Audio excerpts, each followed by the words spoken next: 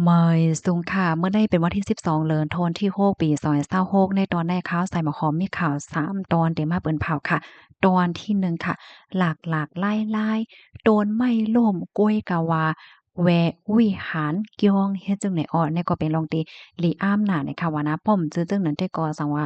ล่มเต็งใส่เกียงเนี่ยแต่ก็ได้ครบทบยาหลวงลูกใหญ่ซุ่มหลวงเนี่ยค่ะก้วยกะวาต้นไม้เนี่ยแต่ก็มันแวกว่าต่างๆจั่งใดอ้อ ข่าวเงาเที่ยงโหนึงค่ะในก็นางแฮ้งการก้อนหนึ่งค่ะถูกย่าเปิ้น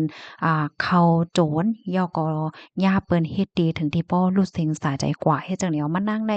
คาดคองแหวก็อยู่หั่งก้วยก้นเหลียวจังได๋นะข่าวเงาเที่ยงโหนึงค่ะอันในก็เป็นก้นเมืองคมตุ่มเหมือนกันถูกย่าเปิ้นเฮ็ดดีถึงที่ป้อรู้สึงสาใจกว่าเฮ็ดให้ค่ะว่าแน่อ่อนตั้งเปิ้นได้แต่ก็เฮามาถ่อมด้วยข่าวโหในอ่อนตั้งในค่ะก้นหวานเขาได้ก็หันถึงว่าเป็นลวงที่อัน หลากหลายและลวงหลีอ้ำแต่ในเมื่อวันที่11เดือนธันวาคมที่6ปี2026เนี่ยนะมีข่าวงาออกมาว่าว่ายหลังสีล่มเลี่ยงลงพัดเข้านอกมันก็สิมีฝนลงล่มลงว่าสังว่าจั่งแหนค่ะนะดีเจดอนพระนครศรีอยุธยาค่ะถึงที่เฮ็ดให้ต้นไม้หลงยางนาเป็นต้นไม้เก่าแก่อายุ1ปาก20ปีตั้งสูงมาใน29เมตรค่ะอันมีไว้อยู่ดีวัด กษัตดาธิราช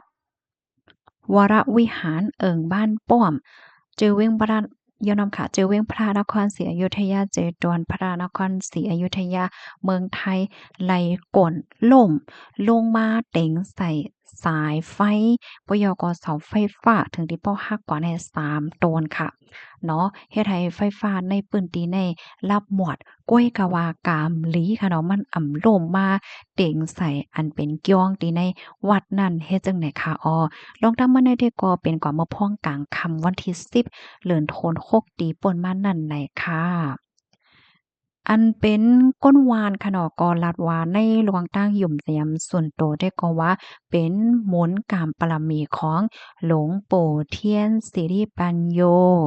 เป็นเจ้าก้อนวัดเกาะเก่าน่ะค่ะที่อันจอยแก่นกังรักษาไว้อำให้ต้นไม้ในล่มเต็งใส่เกียวงวิหารว่าจังหว่าจังแหนเนาะ สังอ่ำใจจึงนั้นแต่ก็เนี่ยค่ะเพราะว่าต้นไม้ล้มติงใส่วิหารว่าจังไหนแต่ก็นะเตจังเลยหาบหลวงลู่ใหญ่ซุ่มหลวงอันนับสอนกาขันมันอ่ำไหลนั่นยาวในนั้นน่ะเนาะ กวยกะว่าต้นไม้ได้ก็ล่มกว่าต่างๆจังไหนคะเขาย้ำสืบมาในทางฝ่ายภูมิปนพรเขาในก็ไล่โฮมกันหลายปานหลายฝ่ายเสียก็ลงปืนตีกดทัดระหว่างตั้งลายโหยอยำมันยาวในเขาปยก็กิ่งไม้ต้นไม้ที่อันกวนปังลงมานั่นเตสืบคับขึงเฮ็ดจึงหือกว่าไหลเจิ้นให้ในค่ะทางฝ่ายภูมิปนพรเขาในก็ไหลลงกดทัดเฮก็เดสเดสืบคับขึงกว่าในข้อมูลต้นให้คาริเบิงอิวมาที่ห้องการข่าวสดออกไว้ค่ะพี่น้องเฮาข่าวทำข่าวงาโหในยาว หันถึงจึงหือพองค่ะพี่น้องเฮาเขาวนว่าจ่องมันดีย่องอ้ามอำนั้นก็จ่องหันถึงว่ามันเป็นไรคะเนาะเหมือนจังว่าเจ้าท้อเจ้าแม่เปิ้นแกดกังไหว้ว่าสังว่าจังไหนแหน่เนาะย่อก็เปิงเป็นจังไหนในเปิ้นที่พี่น้องเฮาเขาคาโลจ่องยามมี5แหละจังไหนเนาะก็ต้องตักแลปันตาหันถึงมาเลยค่ะลูกดีข่าวเงาโหในสีแลกำในเฮาคามาถ่อมด้วยข่าวเงาเที่ยงโหนึงค่ะมีกวนเขาโจรนางหญิงสาวก้นมะคมตุ๋มในวันในเมื่อวันที่11เดือนธันวาคมปี2026ข่าวยามวัยวัน1โมงภูมิปนพรโฮงปลีกท่าข้ามโฮมกันหลายป้าหลายฝ่ายเสียก็ไล่ลงปืนตีกดทัดคะนอไว้หลังเสเลยฮับตึงลาดว่ามีนางสาวอายุ35ปีเป็นก้นเมืองคมตุ๋มเป็นก้นเหตุการณ์โรงการเย็บเสื้อผ้าโคเป็นก้นเย็บโคดอกไหว้หลังเสครบทบหันมานั่งในรูดเซ็งสาใจเฉพาะกายหลวงไว้เอาค่ะนะมีคอยถุงหญ้าเฮ็ดดีขะเนาะที่หิ้มห้อมคอว่าจ้อมโตจ้อมคิงเนี่ยเป็นเจ็ดข้อยค่ะรู้สิ่งสาจะอยู่ที่คลองคาดหมาย16คลองหมายที่5ซอยอนามัยงามเจริญ10แขวงท่าข้ามเขตบางขนเทียนเมืองเกาะกรุงเทพเมื่อวันที่10เดือนธันวาคมตีป่นมานั่นเนี่ยค่ะเหี่ยวก็ครบถ้วนพันโคขวางเงินคำของมะนางได้หายกว่าพองจังไหนอ้อ กำแน่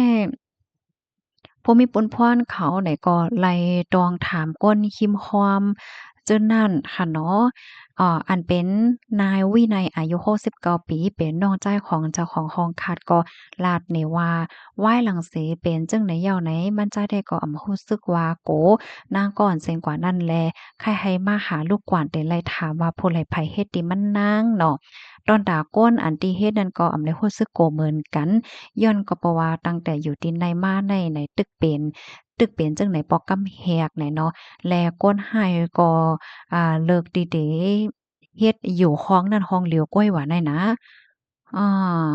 ห้องห้องนั้นห้องเหลียวก้อยหวานที่มันเข้ากว่าลักนั้นก็นะมันก็เป็นห้องของนางก่อนเสียงกว่านั้นเย้าไหนค่ะนะเฮียงเลยเฮ็ดไหนได้ก็โพหลอโหต่างมันเฮ็ดจั่งไหนอ้อก้อยกะว่ากบกำตีป่นมาค่ะนะเมื่อว่ามีคนให้เข้ากว่าลักเอาโคกของมันนางเนี่ยจึงก็เตรียมเอากว่าโมดค่ะว่านะเตหรือไว้กำพองเฮ็ดจั่งเนี้ย อันเป็นมั่นจ้ายเนี่ยก็ไลแนะนำให้นางน่ะกว่าตึงลาติภูมิปนพรเขาค่ะแลไหนก้อยกะมะนางแต่ก็ย่อมกว่าจังหนะ มานั่งในมาอยู่ที่ห้องค้าในก็เลยหมอก2 ปีเจ้าเนี่ยอยู่ห้างก้วยก็เหลียวค่ะอ่อนนาในมะนางก็ยามถูกหญ้าก้นให้ในข่าวกว่าลักเอาโคของมะนางในถึง2ปอกลูกกว่านค่ะก้วยกะว่ามะนางแต่ก็โกหัดกว่าเติงรัดภูมิพลพรเขาย้อนก็เพราะว่าเป็นแห่งการยานเมืองเนี่ยค่ะว่าเป็ดซำว่ามีวัดไหวเต็มทนว่าในเสตาก็มานั่งฮาดจังไหนเหี่ยวก็ซ้ำมาเป็นเทียงในปอกกำไนให้ไหนอ้อ เฮียก็ฟังหันเทียงว่าก้นไห้แน่เข้าบ้านลักเอาโคกของมานั่งแน่เป็นข้าวที่อันเงินเหลินออกในว่านะมันเหมือนจังว่าเป็นก้นคู่กันจังเนี้ยนางได้เงินเหลินมันออกอะว่านะเฮ็ดให้นั่นน่ะนะมื้อนางอ่อนนาในที่อันเป็นก็เหมือนกันนะคะมันนางได้เงินเหลินออกมาในวันเสาร์เนาะก้นหลักเนี่ยเขาลักเนี่ยเป็นวันติดจังเนี่ย ก้อยกาเมอตีป่นมาได้ก็ถึงขั้นตีเฮ็ดดีกันให้ไหนนั่นน่ะเปิงเป็นปอกำได้ได้ก็ภูมิพลพรเขาคาล่ำว่าก้นหลักนั่นค่ะแลบเตเรียบเป็นก้นเหลียวกันก้อยอันย้ำลักเมือกากวานป่นมาเฮ็ดจังเนี่ยเรียบเตรวมขึ้นตั้งหลังห้องเลยเนี่ยมันได้มีตั้งหน้าตั้งหลังเฮ็ดจังเนี่ยมันจะเมื่อมันลักปอกำได้ซ้ำลึกๆคำบ้านย่าให้นางอยู่ที่ในห้องเฮ็ดจังเนี่ยเหี่ยวก็ถึงขั้นที่เฮ็ดดี นางแห่งการในกว่าเพราะว่าเฮ็ดยากรไหลปลายกว่าจังได๋ค่ะอ้อค่ะข้อมูลตอนในขอค่ะไลเปิงเอียวมาดีห้องการข่าวไทยรัฐค่ะปยกนสพนินจาบางกอกเนี่ยค่ะอ้อไล่เตรียมตามไว้ว่าเฮ็ดจั่งใดค่ะเนาะพี่น้องเฮาเขาถ่อมข่าวเหงาโหนย่อหันเถินจังหือพองค่ะเนี่ยเนาะหลีเอ็ดหลูเปิ้นเนาะมันเพราะว่าเฮามาตุ้ยค่ะเนาะ มันเหมือนจั่งว่าก้นหลักนั่นน่ะแล้วรู้จักมะนางแหวก็ต้วยว่ามะนางได้เป็นผู้หญิงก้อเหลียวเป็นก้นตีฮัดเอาตั้งพี่ฮัดเติงเหมือนหนังว่าโกหังห้าชังชิงห้าให้ในนั้นน่ะเนาะก็หันว่าเป็นผู้หญิงก้อเหลียวก้อยนี่แหวก็เขารักเขาน่ารักในเรียกเป็นจังนั้นโลๆค่ะเนาะพี่น้องเฮาค่ะอันนี้ก็เป็นรองตีอันแจ่มดีจ้อมเตะค่ะเนาะอันใครเป็นข้อแนะนำได้ก็สั่งว่าเจ้าก็ถุงยาป่นเปลี่ยนค่ะเนาะบ่ว่าเจ้าก็มีวอดไหวเต็มโทนได้ก็กว่าเติงติภูมิพลพรเขานั้น ก็หลีเหลือเสเปิ้นเหย้าในเนาะลูกดีข่าวเงาโหนได้เห็นแลกำได้เฮาคำมาถ่อมด้วยข่าวแทงตอนหนึ่งอันนี้ก็เป็นข่าวลวงแห่งการยานเมืองเหมือนกันค่ะข่าวเงาอันนี้ตึกออกมาเมื่อคำว่าในคันนี้เมื่อวันที่11เดือนธันวาคมปี2026ในค่ะภูมิพลพรโฮงปริพญาไท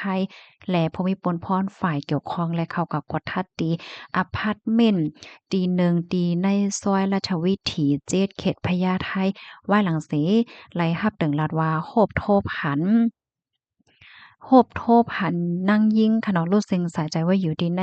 ห้องคักอะพาร์ตเมนต์นั่นเฮ็ดจั่งเนี้ยค่ะไว้หลังเสไล่รับถึงลัดเหย้าเนี่ยก็ไล่ลงปื้นตีเสไล่กว่ากดทัดด้วยเนี่ยก็โฮบโทบหันขับตัวก้นมีไว้อยู่ตีเหนือตีนวลเฮ็ดจั่งไหนค่ะอันเป็นโฮนางสาวธัญญาโคนาการของนายที่ค่ะเป็นเจ้าของห้องค่ะเนาะก็ลาดว่ามันใจน่านว่านะ ไหว้มั่นใจนั่นค่ะเนาะก็รัดนี่ว่า ก้วยหน่าว่าอันโหน้าเนี่ยก็มาโอ้มาลัดจอยจ้อมย้อนก็เปิดว่าก้นเหตุการณ์เขาในรัฐกวามไทยหม้ป้อนหลายรัฐละอิดๆกุ้ยเฮ็ดจังไหนนั่นน่ะเนาะเจ้าหนังที่ฮู้ได้ก็นายที่นายค่ะว่าหลังเสร็จกว่าเหตุการณ์เฮ็ดงานมายอก็ปองมาที่คองเพราะว่ามาที่คองยอก็เข้าคองอำไลกำนันก็เลยก็ลาตีเจ้าของคองคะเนาะว่ามาจอยเปิดพักดูปันอีนโลกค่ะเปิดห้องค่ะอำไลเฮ็ดจังเนี้ยเพราะว่าเปิดเยี่ยวเนี่ยก็โฮบโทบหันก้นรู้สึกสาใจว่าอยู่ค่ะ เมื่อพ้องนั้นอันเป็นนายที่เนี่ยก็ตกใจแฮกหนักอาลาค่ะก็เลยกว่าหาโหนากว่าลาตีโหนานั่นขนาดเนาะกำในก็ตึงรัฐภูมิพลพรเขามากดทาสเฮ็ดจังไหนอ้อห้องคาดอันใดได้ก็เป็นนายที่ค่ะเนาะเป็นก้นคาดไว้เฮ็ดจังไหนนะก้นดีอันเฮ็ดก้นก่อเฮ็ดนั่นได้เป็นนายทุยว่ะเป็นก้นเมืองโฮมตุ่มค่ะ เมื่อเตมันได้ก็มาย้อนลืออยู่จ้อมเฮ็ดจั่งใดนั่นค่ะน่ะมาลือติเนี่ยก็2-3เดือนมกราเงี่ยว่าดอนดาก้นที่อันรู้สิ่งสายใจกว่านั้นซ้ำในโคจักกันดังนายโซเลเป็นก้นเมืองห่มตุ่มเทียงก้นหนึ่งค่ะนายโซเลนั่นก็ไล่เอาก้นคนนั้นค่ะมาฝากไว้โจข้าวฝากอยู่จ้อมกำหน้าเฮ็ดจั่งใดนั่นน่ะนะว่าหลังสิเป็นจั่งใดเหย้าค่ะเนาะนายทุยเนี่ยก็และกับสารให้ได้มามอบโตเนี่ยค่ะว่า ทางฝ่ายภูมิพลพรเขาเนี่ยก็เตตองเตถามลองตั้งหลายโหย่อยยามมันเหเนี่ยค่ะเนาะเตคับเครื่องกว่าจำหนักปักเปิงหมายมีวานเมืองมีเฮ็ดจั่งใดคะอ้ออันเป็นนายทุยนั่นค่ะนะมันติดต่อกับสืบเตมามอบตัวว่าในเสตาก้อยกะว่าดอกถึงเมื่อว่ากลางค่ำได้ก่อมไปหันมาเนี่ยค่ะนี่เมื่อได้ก็เป็นเที่ยงวันหนึงยาวคันอ้อจ้องเตมาเตได้ก่อมฮัวว่าจังหือเฮาค่ะเนี่ยก็เลยสืบไปด้วยกว่าเที่ยงไหนเนาะ ข้อมูลตอนในค่ะเลยเปิงอิงเอามาที่ห้องการข่าวไทย PBS ต่างไว้เนี่ยค่ะเป็นข่าวเงาเกี่ยวกับไปรองก้นเมืองโฮมตุ่มค่ะเนาะพี่น้องค่ะวงวังเนี่ยก็ใกล้ๆเลยยินค่ะเนาะข่าวเงาเนาะกำร้องนั่นว่ากำร้องในว่ากำตีนนั่นว่ากำตีนในว่าไหลเจ้าในเนี่ยค่ะอ๋อยินจมพี่น้องค่ะกูก็ที่รับถอมปันเฮียงค่ะอ๋อหมายสูงค่ะ